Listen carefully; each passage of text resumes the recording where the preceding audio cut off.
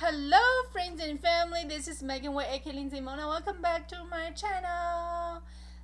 我是南哥，欢迎回来。You guys really love it when I talk about things like how I am assimilating to American culture, which is what we should do when we move to a different country. I have been living in America for almost 5 years now. I was thinking another day, there are a lot of things that I stopped doing since coming to America. So, I will share some of those cultural things. Anyways, let's get started. The first one is about, stopping waving hello or shaking hands. As you know, in America, when you greet people and you hug them, but my natural instinct is to, shake people's hands. But here, people like hugging a lot.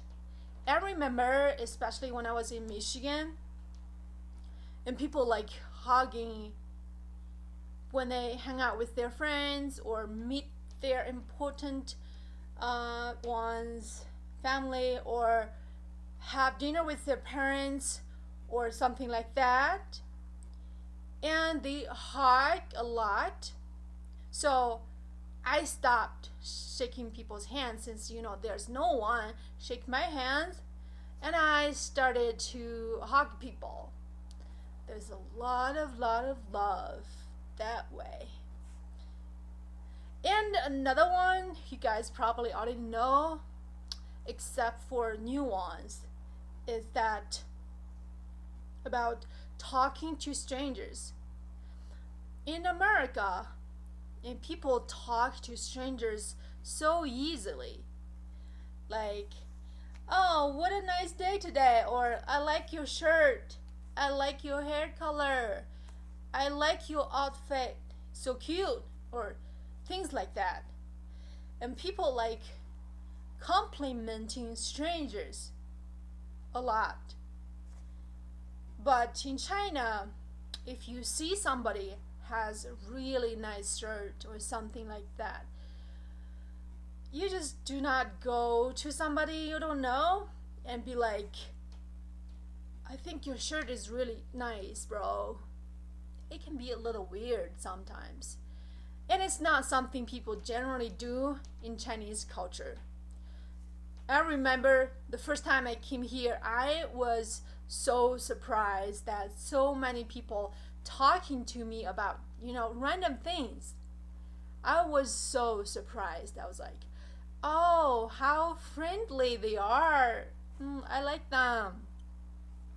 And the next thing you might know or might not know is that I start flirting.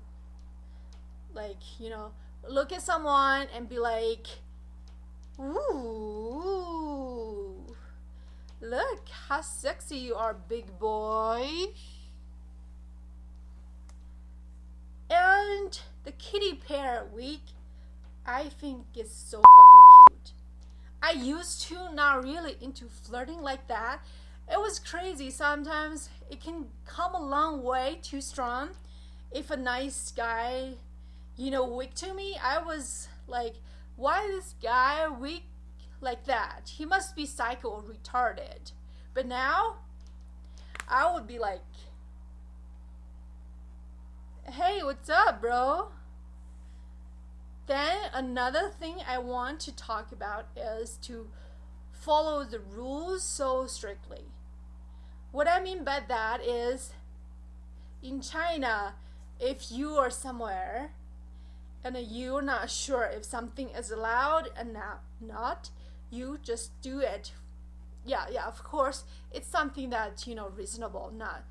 I'm not talking about something crazy. Then, if it's not allowed, and people will come over here and tell you, hey, you're not supposed to do that. For example, in China, people cross the street, even when it's not allowed. And And sometimes even, when the traffic signal is not changed. There is a very funny saying. Like, you don't have to wait for the signal light to change. You just need to wait for a horde of people. Then you guys can go. If you're fast enough, you're gonna be 10 seconds ahead. And if you're even more faster than that, you can be one life ahead. Super cool. Yeah. I feel like sounds like Chinese people just risking our lives by crossing the stupid street every day. And I don't think people will, get a ticket for jaywalking. In China, there are so many spots and people just jaywalk there.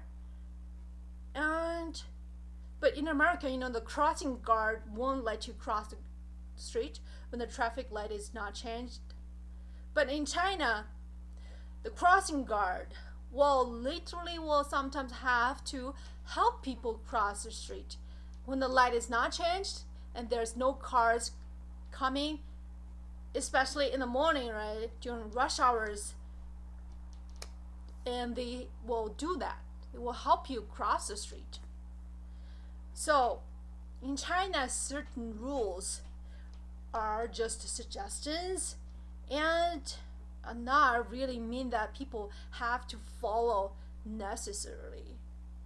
So now I learned is that you cannot break the rule, and it's not worth it to cross the street 10 seconds faster by doing something silly or risking your life like that.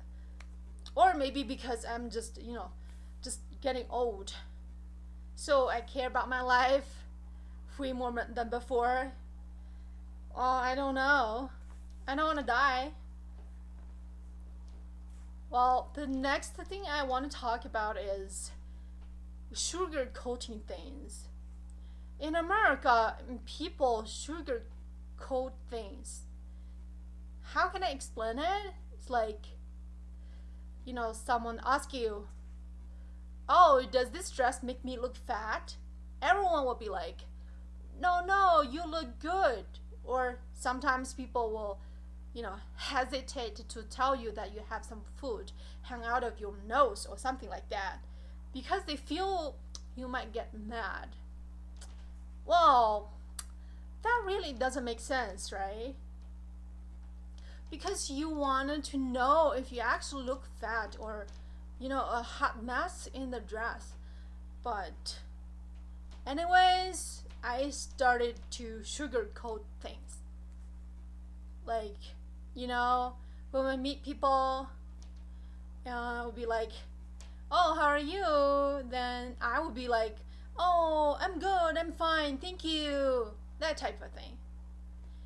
But back in China, I used to be like, if people ask me, does this dress make me look fat? I will tell you, girl, it does. Because I just want to, let you know that I got your back. If you want to choose, just ask me. Chinese people are very blunt about those things, especially when it comes to certain things on appearance. But it's not done in a mean way. What people perceive in America is just like out of honesty for you. Honestly, girl, that blue color doesn't go with you. That type of thing. Also, I started to be so strict with my schedule in America.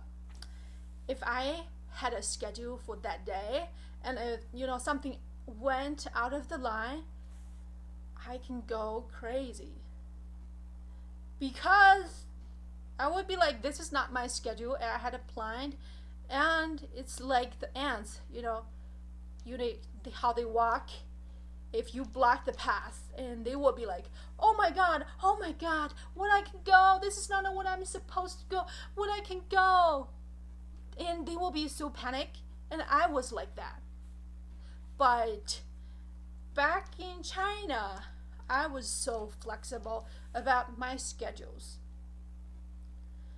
Even when I had, certain appointments, they can be really, sometimes very important, sometimes maybe like so, but they can get changed around a lot more when it comes to comparing with America, at least. In America, people are very strict about their schedule, especially when it comes to making programs. I remember when I was in Michigan University, I was on a medical research program. Every day, what we have to meet is gonna be laid out before. You're gonna be on the 10th, on the 20th, on the 31st, then the next month, the 3rd, the 4th, or whatever.